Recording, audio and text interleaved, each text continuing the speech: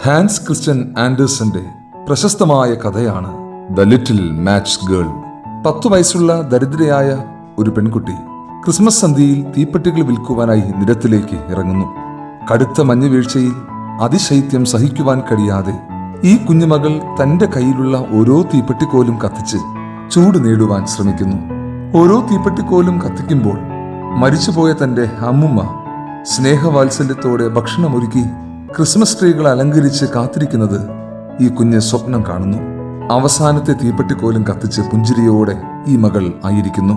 പിറ്റേ ദിവസം ഗ്രാമവാസികൾ കണ്ടത് മുഖത്ത് പുഞ്ചിരിയോടെ മഞ്ഞിൽ മരവിച്ച് കിടക്കുന്ന ഈ കുഞ്ഞിനെയാണ്. പ്രതിസന്ധികളെ പുഞ്ചിരിയോടെ നേരിട്ട മകൾ. നമ്മുടെ ജീവിതത്തിലെ പ്രതിസന്ധികളെ പുഞ്ചിരിയോടെ നേരിടുക. ദൈവം നിന്നോട് കൂടെയുണ്ട്.